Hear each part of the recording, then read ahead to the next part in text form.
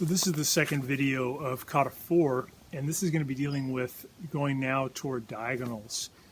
And show you guys first the angle we're going to go. We finished doing toward 3 o'clock the hidden hand, outward block, punch, punch, cat, kick, side fist. Now we're going to cock our hands back with a cross step. We're going to rotate toward the corner, and we're going to do a wheel kick block. Wheel kick block is using your forearms to come up at 45 degrees to create a blocking surface to be able to stop a roundhouse kick or a wheel kick or any kick that comes in on the horizontal plane or at a lifting angle. Vertical wouldn't work, but if it's coming in around, this will stop it. It absorbs the shock, which is unusual. And the arms are parallel to each other. One is about shoulder height, the other one is about hip height. And there's about 2 fists worth of distance between those two forearms. Cock them back, drive. Sometimes you cock back and you block something low with a kick block. But if it comes around at you, you can use a wheel kick block. So that's the first part of that diagonal part of the kata. Let me show you how to do that angle. So we were over here. We finished fighting toward 3 o'clock. We're back in a set position. Now we take our left foot. We're going to go toward the corner, toward that corner, 45 degrees. With our left foot with a deep cross step, bend our knees. We're going to cock our hands up over our right shoulder. We're going to rotate around into a horse. As we sink into the horse stance, we're going to fire the wheel kick block to protect us from a kick coming in. There's a guy at 45 degrees trying to kick you in your head, and you're driving in and stopping that attack. Could even be used for a roundhouse punch. Anything that's swinging at you, even a stick coming at you. So you're going to block that, and then after you block it, you turn into a hard bow. You're going to fire an upward block to protect your head.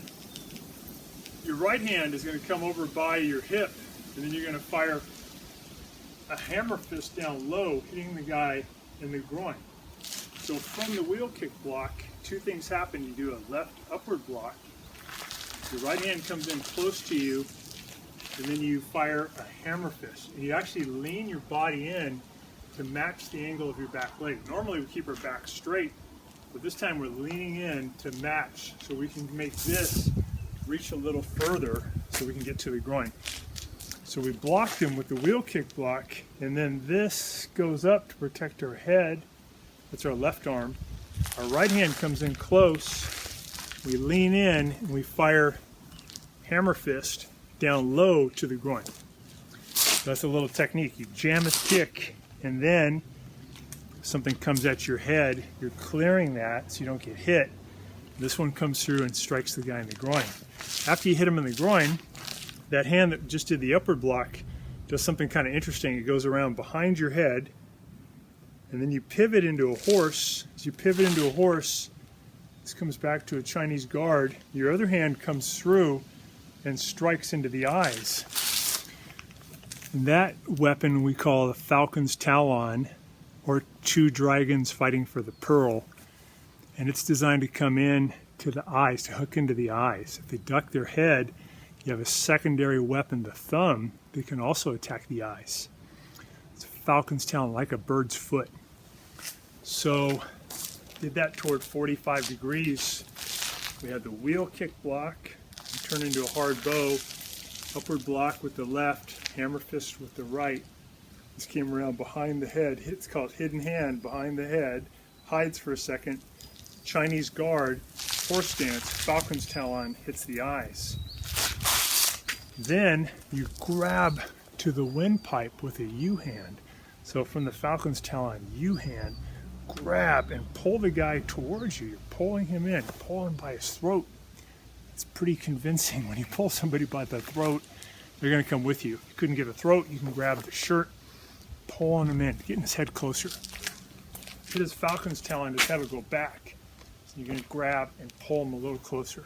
So wheel kick block toward the corner, the back corner, upward block hammer fist, hand behind your head, Falcon's Talon, Chinese guard, grab, we're going to pull him in, we're going to fire a back knuckle hitting him in the temple. A lot of times we think of back knuckles as a swinging motion like that. That's a good way to hit. Another way it can be fired, though, is interesting. It's more like a side fist. So it does throw energy sideways like a back knuckle, but it doesn't have that cocking motion. It just comes from low, swings out a little bit, and then curves in. So it has two forces. It has forward momentum, also sideways momentum combined. It's going to hit them in the temple. So if you get the eyes, you got the throat, pull them in, and then you're going to hit them in the temple. And the other hand will go into a guard. So wheel kick block first, upward block, hammer fist with your right, left hand goes behind your head, falcon's talon, right hand goes guard, grab, pull them in, left hand goes Chinese guard, right hand goes back knuckle, then right goes Chinese guard, left does a back knuckle, then left goes Chinese guard, right does a back knuckle. So you're hitting them pop, pop, pop 3 times in the temple, and those are done kind of like side fists that have bad form. They're arcing out and then coming in toward the midline, and they're very hard to stop. It's an interesting way to hit. So this is the conventional hinging back knuckle. This is more of a driving back knuckle, using the back of these 2 knuckles right into that hollow, right into the temple. So that's a little technique. The guy throws a kick at you or swings in something from your side.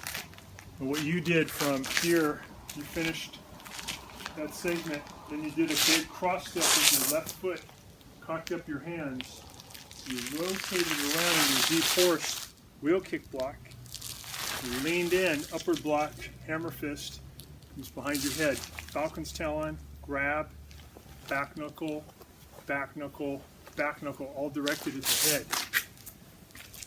This is another hard part of KATA 4, is that one hand is doing a fist, the other hand's open, and then they switch. One goes open, one goes closed. Then they do it again.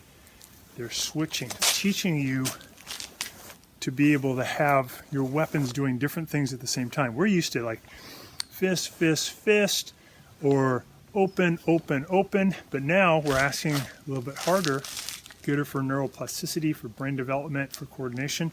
We're asking you to go fist, then open, and every time your hand comes towards you, it's open. Every time it goes away from you, it closes.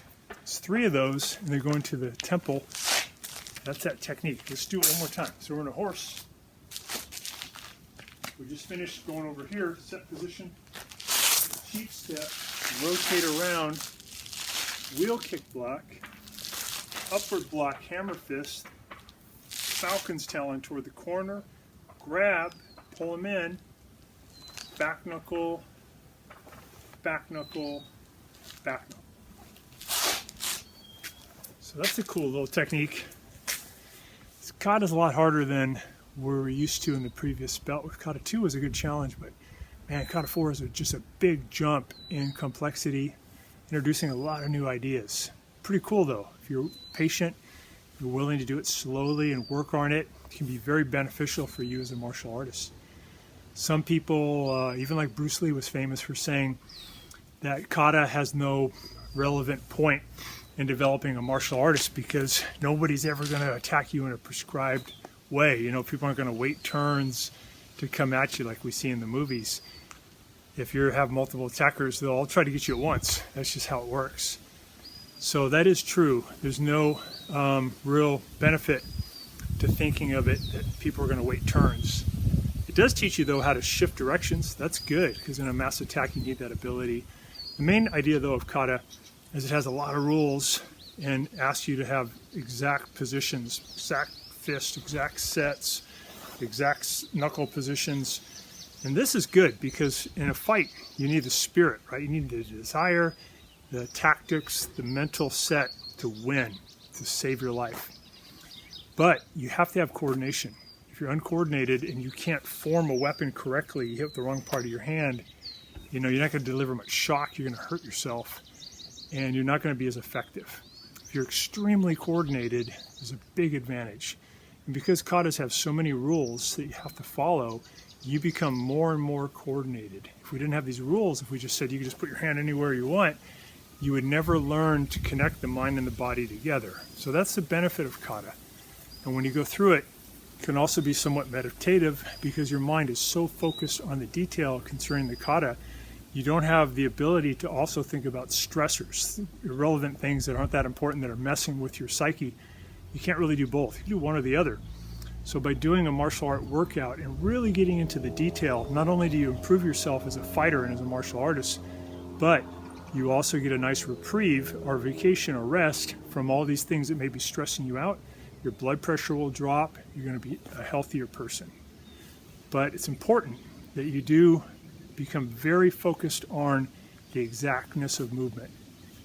That's the goal of kata. So let's cover that angle again. We were facing toward 12 o'clock in a horse. Now I'm going to cross step out toward that back corner. If you look at the big clock, that's going to be out at about 4:30. So pivot, 4:30. I engage an opponent who's at 4:30, 45 degrees to me. Block the strike. I do an upward block, hammer fist to the groin, falcon's tail into the eyes, grab, pull them in, back knuckle, back knuckle, back knuckle. And that's it. Because we have symmetry, we have to do the other side too. So the other side of it is this exact same technique, kind of like a mirror. And this time we're not going toward the back corner. We're going to do kind of the opposite. We're going to go toward the front corner. If you look at the clock, that's about 1:30. Show you guys again on the little chart. So we did a bunch of stuff toward 12 o'clock. Then we did outward block, punch, punch, cat, side fist toward 9. And we did the same toward 3. We just did that fun technique toward 4:30 that we practiced toward the back corner. Now we're going to go toward 1:30 toward the front quarter. Same technique, just kind of the other hands and other feet. So let's practice that. So I was going toward 4:30, right? I finished my back knuckle, back knuckle, back knuckle. Now my right foot cross steps toward the corner, toward 1:30, toward the front. Cross step, cock my hands up over my left shoulder. I rotate toward 1:30, wheel kick block, and then I do the same technique. I do the both hands, right upward block, left hammer fist, right falcon's talon, grab, back knuckle, back knuckle, back knuckle. But it really is just the mirror image of what we did before. And that was tricky. Practice that a lot. Go through it slowly. Maybe do the tape do the video a few times. Get it solid and build it onto the first video. And once you have that, we'll go to the next video, which is, I think, maybe a little bit easier than the one we just did. So good job. Keep at it. And then I'll see you on the next one.